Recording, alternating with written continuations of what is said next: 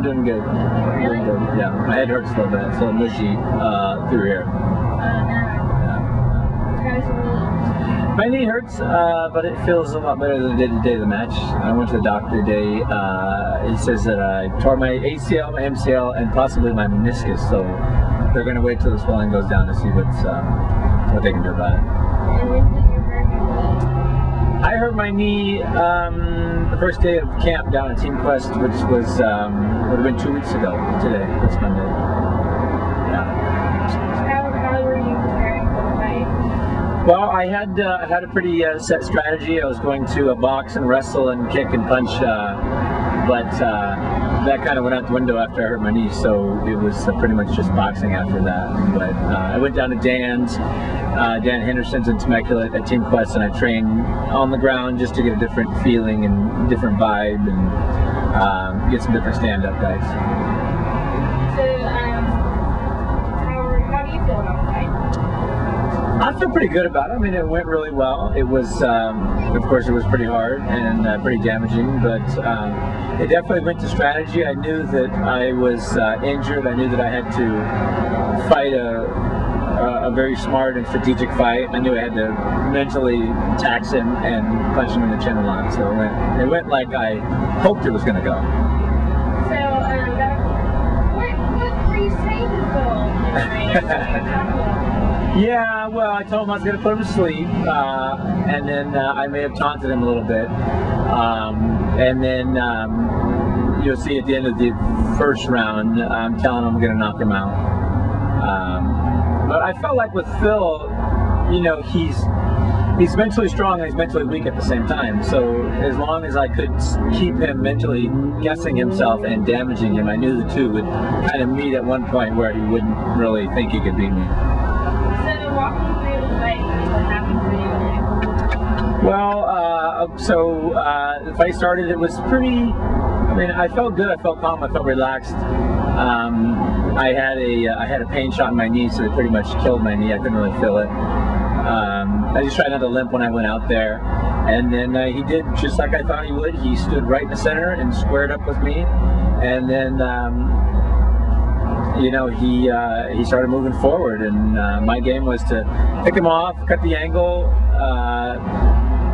jump under his left hand and counter with the right, and it worked perfectly through the first round. I knocked him down and almost finished him, and then I hit him in the back of the head. I'm not sure why I did that, but and then first round went really, really well. I was dictated it. I felt good. I felt strong. And in about 4 minutes, maybe 4:15, my body went totally anaerobic and I crashed, and I knew we were in for a long night. So why do you think that happened for you?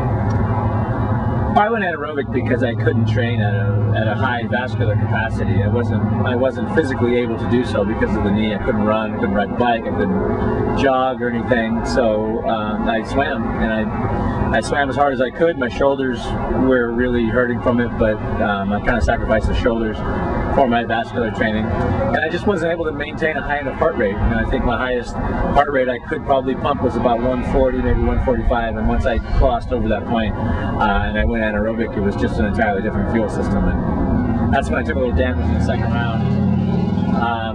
And you know, I still knew, even though I was taking damage, that I was fatiguing him more, fighting at a pace that he couldn't keep up with, and I still knew that I just needed to clip him 1 or 2 more times and I'd be able to, you know, take the rest of the life out of him. And when I got his back, I choked him for all it was worth. So now that you've won this fight, what's next for you?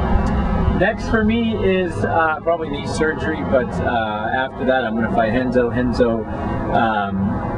I got a rematch. Renzo. He got away from me. At least Phil went down with a beating, but Renzo found an easy way out, and I need to get him back for that. So will you be fighting for the XC? I will fight for Lead XC as long as they treat me good and keep doing what they're doing. They owe me a few perks and things here and there, and I think they'll make right on it. But yeah, I think they're going to be a player, and I'm down to fight for whoever treats the guys good and pays us well. So is there any chance you're going to be going back to the UFC? UFC, no, I will not be fighting in the You Fight Cheap organization. I'm over it. I'll build that show. I don't believe in the leadership. I don't believe in what they're doing. I believe it's time for the artists to take control of MMA, and I'll fight in whoever show will let me do my thing. So will you be fighting any of the top-ranked fighters in your weight class, like Dan Henderson, Anderson Silva? Bring them on. Have them call me. I'm good to go.